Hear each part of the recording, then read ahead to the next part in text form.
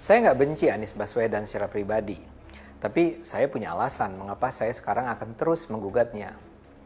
Jujur saja, saya justru dulu itu pengagum dan pendukung Anies.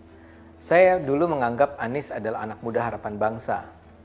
Dia itu mantan aktivis kampus di masa mahasiswa. Dia doktor lulusan Amerika Serikat, dia pluralis, anaknya tidak diwajibkan mengenakan jilbab, dia mencanangkan dan mengembangkan gerakan Indonesia Mengajar, dia motivator ulung. Ketika dia menjadi rektor Universitas Paramadina, dia mewajibkan mata kuliah anti korupsi di tingkat 1. Sulit bagi kita untuk tidak terkesan dengan Anies. Ketika dia menjelaskan sesuatu, cara penyampaiannya sangat artikulatif. Bahasanya terjaga, impresif. Saya dulu pernah menjadi pemimpin redaksi sebuah majalah bulanan bernama Madinah, majalah Islam progresif. Kami pernah menerbitkan sebuah edisi yang isinya 25 tokoh muslim damai di Indonesia pada November 2008. Dan saya memasukkan nama Anies sebagai salah seorang dari 25 tokoh muslim damai itu. Saya juga pernah menjadi pengurus Yayasan Paramadina. Dan saya termasuk pihak yang berperan menggolkan Anies terpilih kembali sebagai rektor di sana untuk kedua kalinya. Saya selalu bela dia ketika dia dituduh Syiah atau liberal atau apalah. Saya semula memang percaya bahwa Anies adalah salah satu tokoh muslim muda yang bisa diharapkan di Indonesia. Dia pintar, saleh, gagah, demokratis dan pluralis. Saya terkesan juga dengan pernyataan dia bahwa yang harus dikembangkan adalah Islam jalan tengah. Jadi dulu saya kagum dengan dia. Kekecewaan saya bermula di saat konvensi Presiden Partai Demokrat. Ketika itu saya mendukung Menteri Perdagangan Gita Wirjawan. Dan salah satu peserta konvensi yang lain adalah Anies. Saya tahu bahwa hubungan mereka cukup dekat.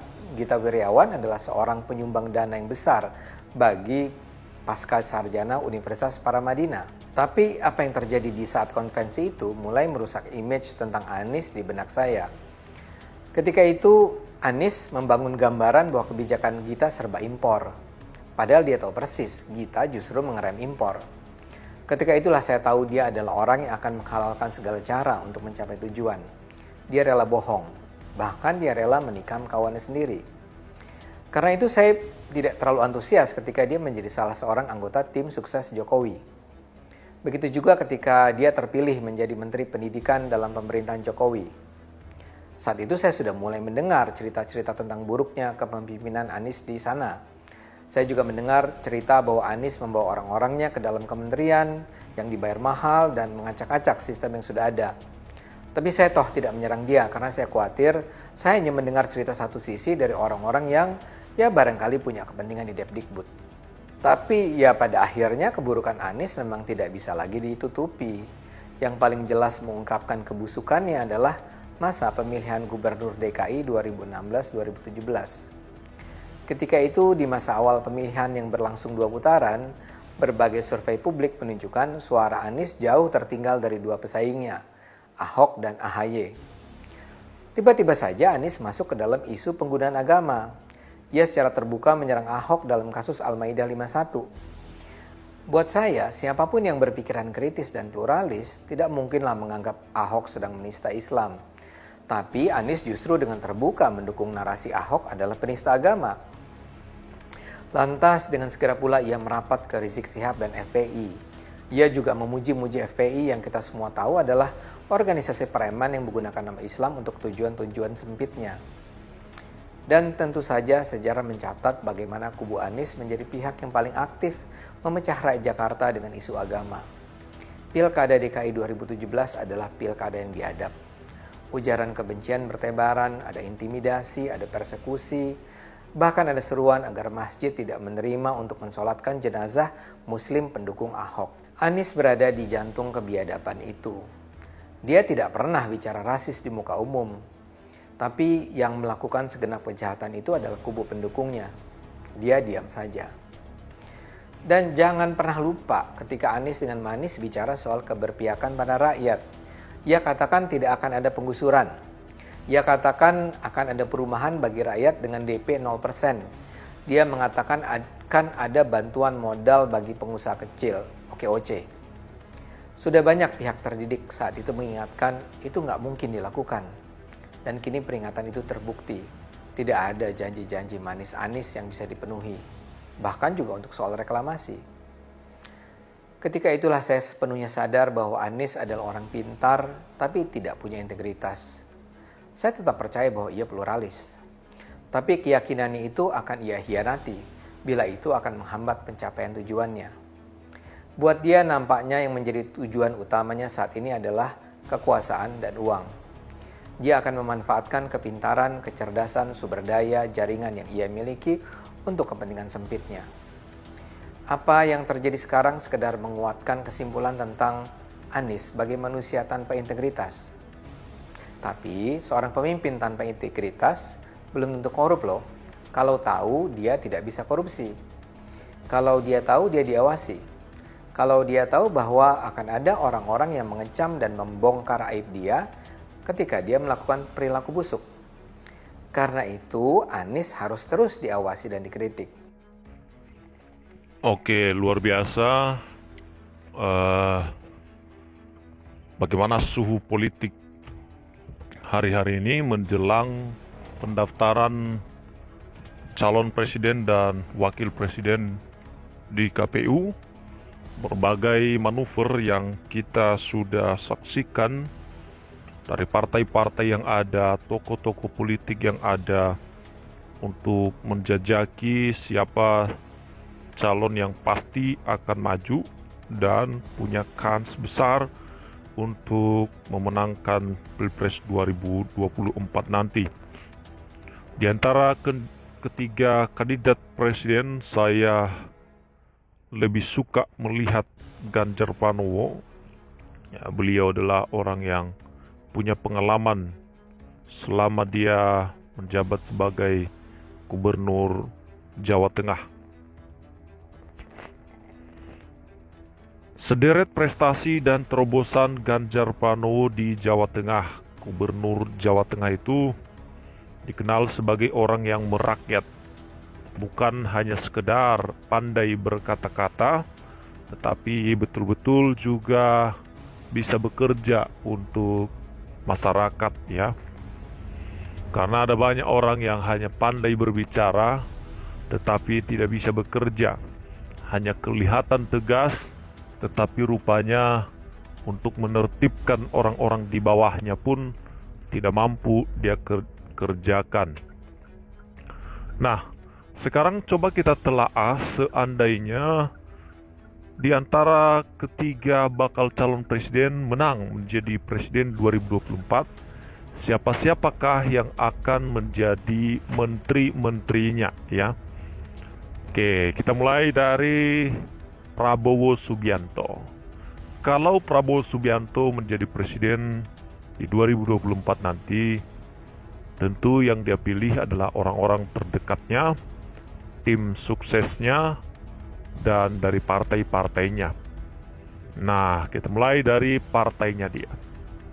Di partainya dia ada namanya Fadlizon. Cocoknya Fadlizon ini jadi menteri apa ya? Karena melihat kiprah dari Fadlizon, rekam jejak yang menentang Densus 88 harus dibubarkan, maka sesungguhnya menurut hemat saya tidak cocok kalau Fadlizon menjadi menterinya Prabowo Subianto, apalagi kalau dia taruh sebagai Menko Polhukamnya dia. Oke, ya. Jadi itu yang pertama yang kita bisa tebak yang akan menjadi menterinya Prabowo Subianto, ada Fadlizon. Fadlizon itu dekat dengan Rizik Syihab, dekat dengan Bahar Smith, ya. Nah, bisa kemungkinan juga itu jadi menteri nanti, teman-teman Fadlizon. Lalu ada Novel Bamukmin di situ di partainya Gerindra. Lalu Habibur Rahman dan masih banyak yang lain. Nah, teman-teman, ikhlaskah Anda ketika itu memimpin menjadi menteri? Mampukah mereka mengatasi persoalan bangsa ini? Ya, kita belum tahu karena mereka belum ada di jabatan itu. Ya. Lalu bagaimana dengan Anies Baswedan? Ya, Anies Baswedan, kita tahu bahwa pendukung Anies Baswedan ini adalah dari orang-orang yang selama ini telah mendeklarasikan dukungannya kepada Anies, seperti mantan HTI dan FPI juga. Nah, kalau seandainya dia taruh di sana ada menteri agamanya, ya bagaimana nanti ke depan? Kemudian menteri-menterinya ya orang-orangnya Anies, tidak mungkin orang-orangnya Jokowi. Orang-orang Jokowi yang saat ini menjabat pasti akan diganti semua, tidak akan dipakai oleh Anies Baswedan. Ya, karena dia punya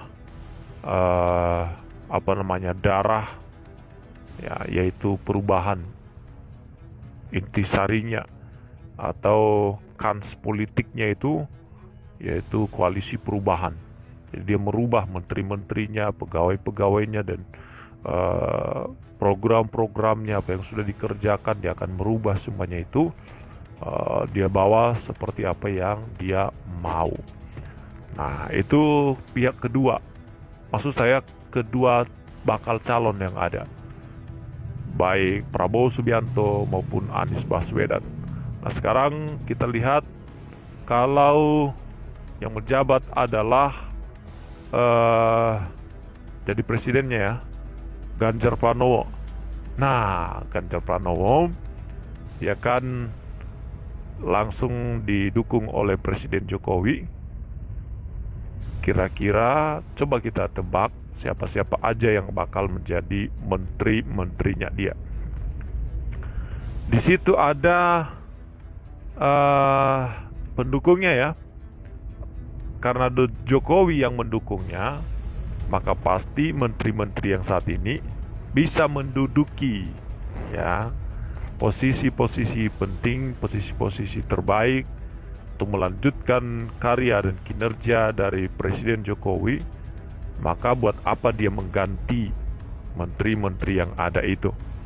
Jadi harapan kita kalau Ganjar yang menjadi presiden, tidak akan ada perubahan banyak di posisi-posisi menteri ya. Kemudian mungkin juga ya menteri yang sekarang seperti Menko Polhukam, kalau dia tidak menjadi wakil presiden, ya orang-orang terbaik yang saat ini yang ada di kementerian. Terus Basuki yang merupakan menteri PUPR, wah itu orang terbaik gitu.